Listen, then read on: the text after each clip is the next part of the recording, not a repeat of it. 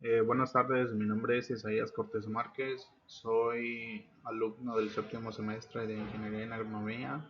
Hoy les voy a presentar una exposición de la materia de fitopatología.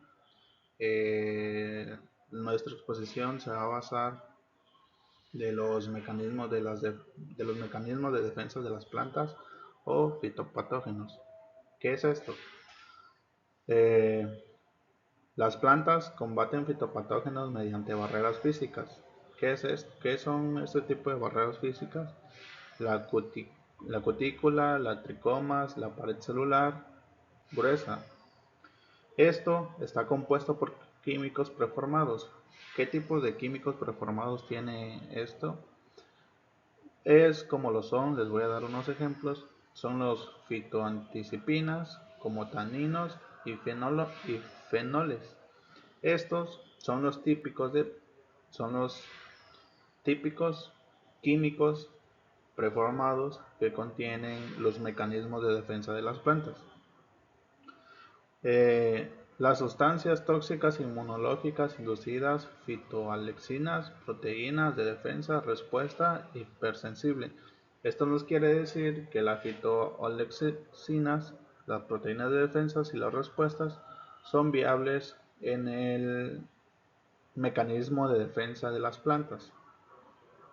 Otro reconocimiento es el reconocimiento molecular del patógeno. Aquí les voy a dar unos ejemplos de cómo se abrevia. Uno sería el PAMS, el MAPS y los efectores. ¿Para qué nos sirven? Para el uso de fitoalexinas y la reacción hipersensible. Ahora les voy a hablar de las barreras estructurales preformadas. 1. Son las barreras estructurales preformadas. 2. Son defensas físicas siempre presentes como la cutícula serosa de las hojas, la pared celular de la célula y las espinas que actúan como barreras físicas para impedir la entrada de patógenos. Esto nos quiere decir que tanto la cutícula como la pared celular y las espinas son los principales protectores de la planta, ya que actúan como barreras físicas, como bien lo dice una diapositiva, para impedir la entrada de estos tipos de patógenos. Compuestos fitoquímicos preformados, fitoanticipinas. Son metabolismos secundarios producidos de forma constante y que son tóxicos para los patógenos o neutralizan sus toxinas, incluyendo compuestos fenolóticos y taninos. ¿Qué nos quiere decir eso? Que este tipo de metabólicos secundarios nos ayudan a la forma constante de neutralizar las toxinas de los patógenos y que a través de estos compuestos se incluyen los fenólicos y los taninos. Otro punto que hablaremos es la detección de patógenos y señalización. Las plantas usan receptores que detectan patrones moleculares asociados a patógenos, como lo son la PAMS y el MAPS, lo que desencadena una inmunidad básica PTI que tiene antes de que se establezca según herbario virtual de fitopatología. Esto nos quiere decir que estos receptores detectan los patrones moleculares que están asociados a patógenos. ¿Y en qué le ayuda a la planta? Pues evita que entren de cierta manera y que se detecte a tiempo, ya que esto, al momento de ser detectado, hace que se establezca un segundo herbario virtual, como bien lo mencionábamos, de la fitopatología.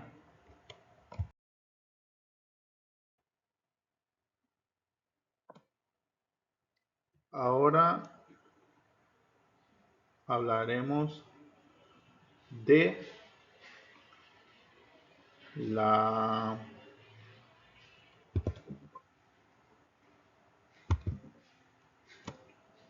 Ahora hablaremos de la fitoalexinas.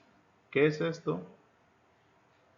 Son sustancias químicas que la planta sintetiza en respuesta directa a la infección de las plantas. Estas sustancias son tóxicas para hongos y bacterias y ayudan a inhibir el crecimiento del patógeno. Las enzimas de defensa, ¿para qué sirven? Las plantas producen enzimas como las que degradan la pared celular del patógeno, que son específicas para atacar y destruir al microorganismo invasor. Otro punto que hablaremos es la respuesta de hipersensible, entre comillas HR. Se trata de una rápida muerte de las células vegetales en el sitio de la infección para aislar al patógeno y evitar que se disemine a otras partes de la planta. Otro punto es el reconocimiento de efectores y defensas inducidas. Esto nos quiere dar a entender que algunos patógenos liberan proteínas, efectores que inhiben las defensas de las plantas. Las plantas pueden desarrollar una inmunidad activada por efectores ETI mediante el reconocimiento específico de estas proteínas, desencadenando una respuesta de defensa más fuerte y especializada.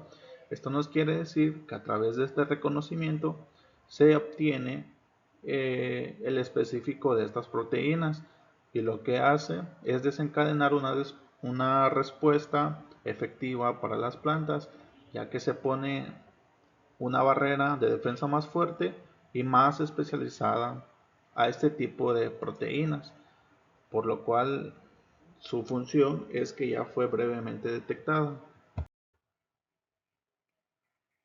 Ahora hablaremos de los mecanismos físicos de defensa. Los mecanismos físicos de defensa de las plantas incluyen barreras estructurales como la cutícula serosa, la pared celular, los tricosomas, entre comillas pelos, y espinas, que impiden la entrada de patógenos e insectos y dificultan el acceso de herbívoros. Otras defensas físicas son el cierre estomático, la acumulación de silicio en las hojas para desgastar dientes de animales y la producción de resinas o látex para atrapar o disuadir a los atacantes. Aquí les daremos unos puntos. El primero es la barrera física primaria, que es la preinfección. Estas estructuras actúan como una primera línea de defensa pasiva, impidiendo o dificultando el acceso de patógenos y herbívoros.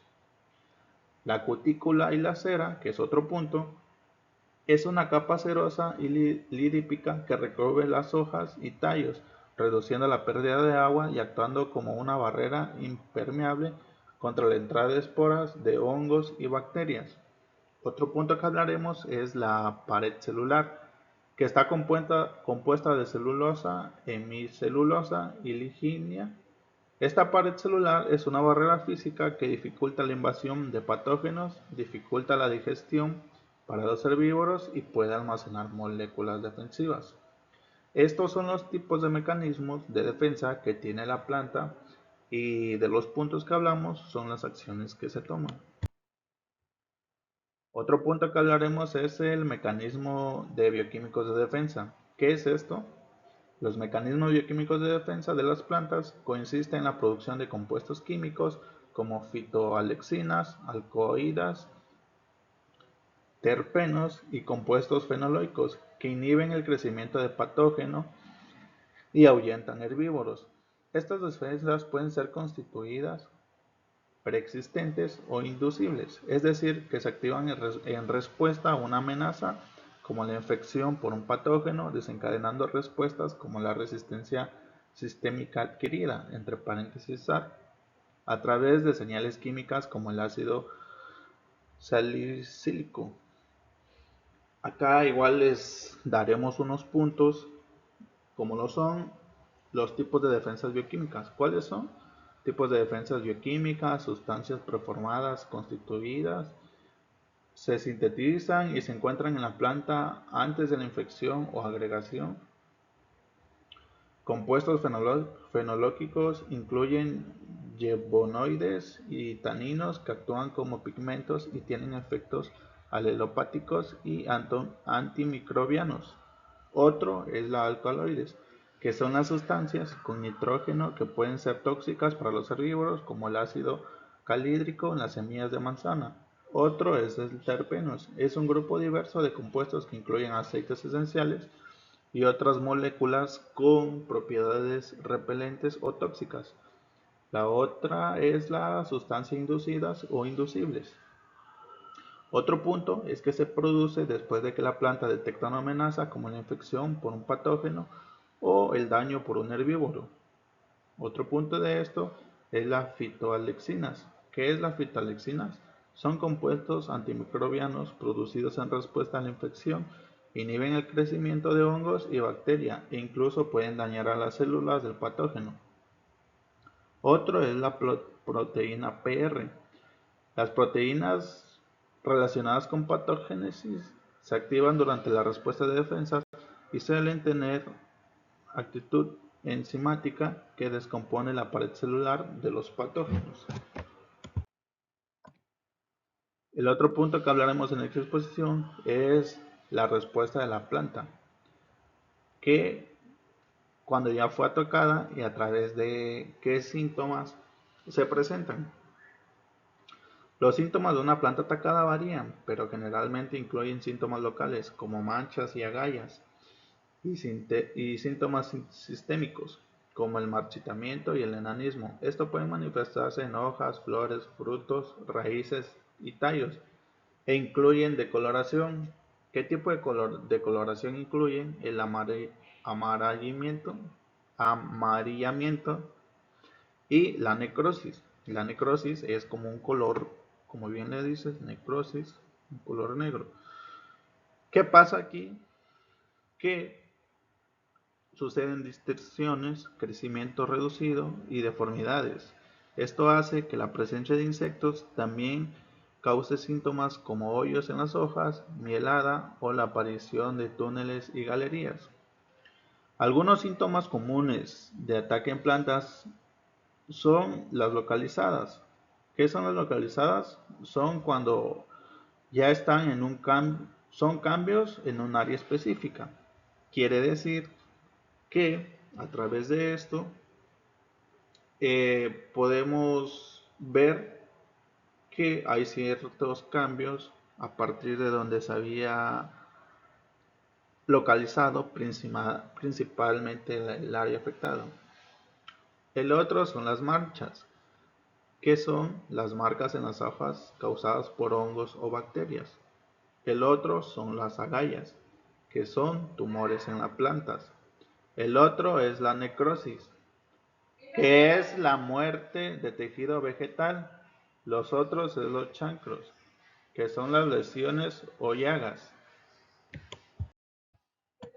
El otro punto que hablaremos es el de factores que afectan el desarrollo de las enfermedades. Los factores que afectan el desarrollo de las enfermedades en las plantas se dividen en bióticos y abióticos.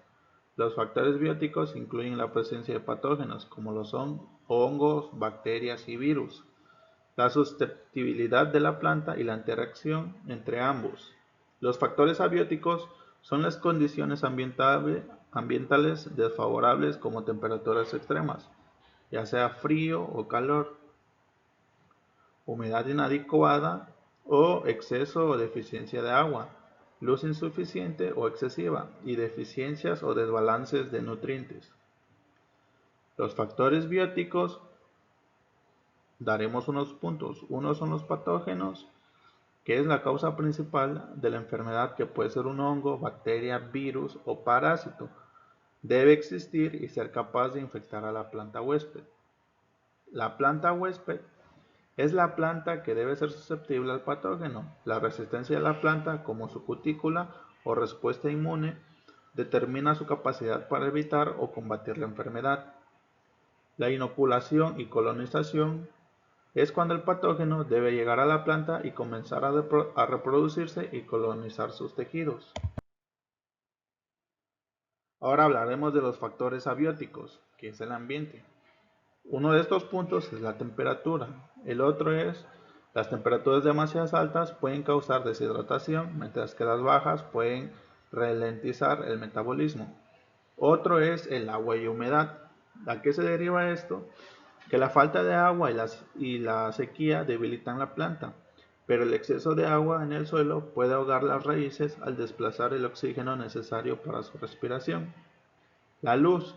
La luz se encarga de la eficiencia o el exceso de luz puede afectar negativamente la salud de la planta, alterando procesos como la fotosíntesis o los nutrientes.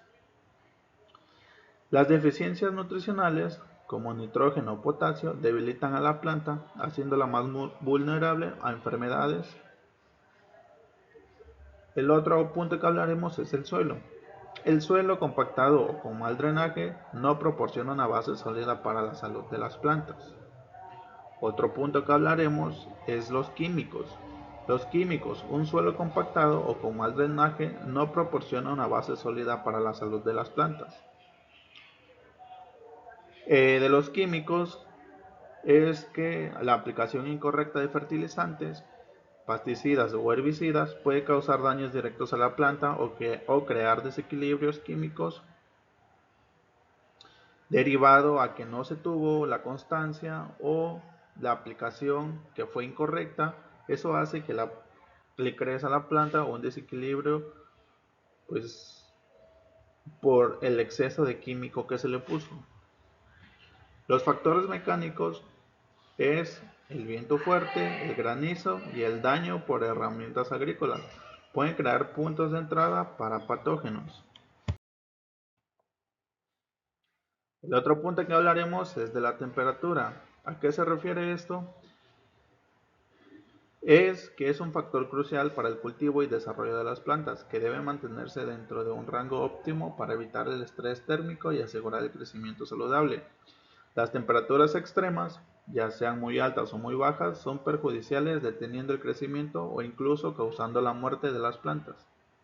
Aspectos claves de la temperatura en plantas es los factores ambientales. Otro punto sería que junto con la luz, la humedad, el CO2, el agua y los nutrientes, la temperatura es un elemento esencial para el desarrollo vegetal.